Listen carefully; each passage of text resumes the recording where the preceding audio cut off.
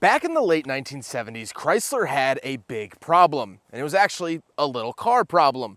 They didn't really make one. And so, Chrysler developed, under the lead of Lee Iacocca, the K-Car. It was a platform that they could build tons of different cars off of to save money. These two cars, along with tons of other cars from the Chrysler brands, were the exact same underneath. And so today, we're going to be taking a look at two of them. This is a 1981 Plymouth Reliant, kind of renowned as the original K-Car, the Reliant. This is a 1984 Dodge Aries. They're both wagons, they both have the 2.6 liter, and so today we're going to be talking about some of the differences and what made these cars so cool. So we'll start under the hood of the 1981 Plymouth Reliant. This is a 2.6 liter inline four and was actually designed and built by Mitsubishi. It actually has its roots all the way back to a forklift engine in the 70s, but that's another topic. What you're seeing now, the Mitsubishi stamping on the valve cover, is original. You would buy a Plymouth car from the Plymouth showroom in 1981 and you pop the hood and it said Mitsubishi loud and proud.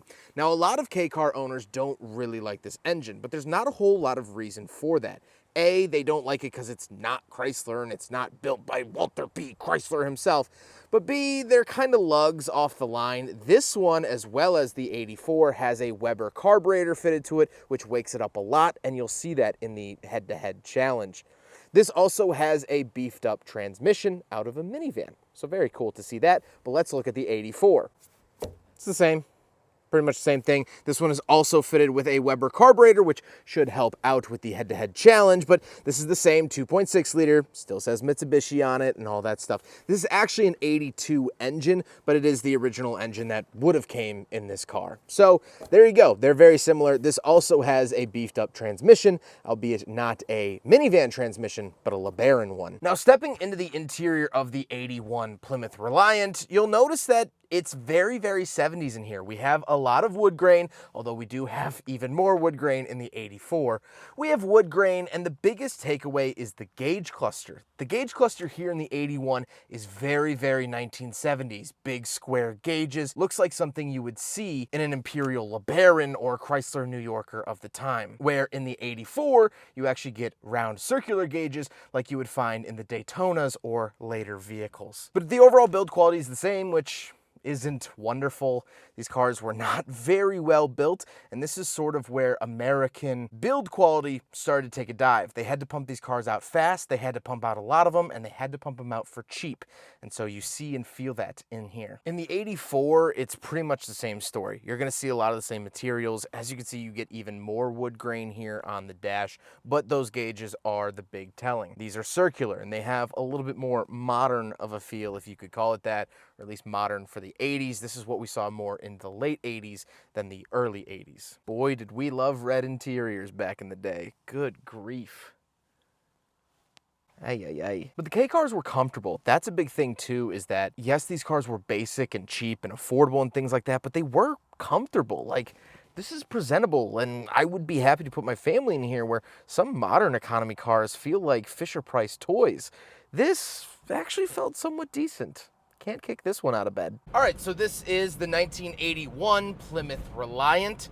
2.6 liter Weber carb, 3-speed automatic. It's gonna be the same in pretty much both cars. Not gonna lie, this 1984 Dodge Aries is hurting a little bit more than the 81 Plymouth Reliant. This has a bad axle. Although engine is pretty much the same and whatnot, I imagine this one's going to lose. There's a lot of red looking back at me. The K-Car itself, just in general, doesn't really handle great. It doesn't drive amazing. These were very poignant cars, kind of unspecified, undignified, that sort of thing. That's the feeling that you get. Overall, these cars were not renowned for their driving feel. And I do want to note, this isn't really like a shot-for-shot, precise, pristine comparison. I thought it'd be interesting to be probably one of the only people in the 21st century to drag race a Dodge Aries and a Plymouth Reliant. Take this with a grain of salt, this race, if you will. Can you have fun in them? Yes, and there were later turbo ones, which had a little bit more fanfare to them and whatnot. But like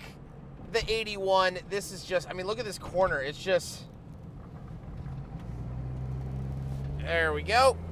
You gotta have a good core to drive these things in any sort of performance matter. They're just so la la la la la la la lollygagging down the road. All right, let's see which one will win. Go. Chirp the tire. Notice when they shift.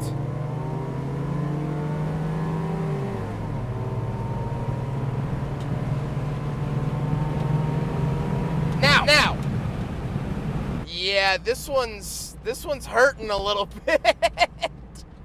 That kind of felt like drag racing a Werther's original. Bug! You know, I don't think we're gonna see a K car in the next Fast and Furious film.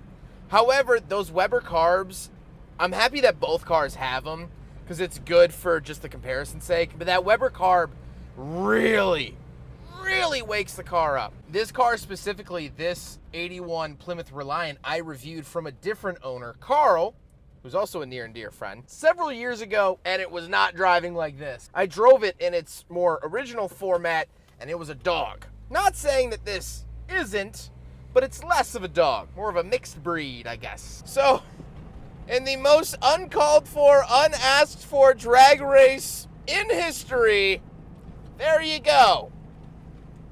There you go. So sure, maybe these weren't the most exciting cars ever made, but they did accomplish their one single goal: keep Chrysler's head above water while the imports started to take over and kept them competitive with the other big three. GM had the J-body, and I've reviewed plenty of those and even done a head-to-head of a later Cavalier wagon. They're pretty much the same as this, but this kept Chrysler's head afloat and actually turned them a profit, so much so that they later went on to buy Jeep, and well, the rest is history.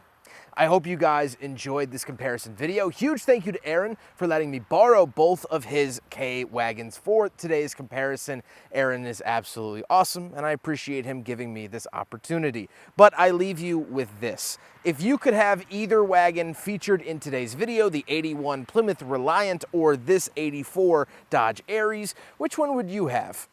I would take this one with the wood grain and the red interior. Take care, everyone.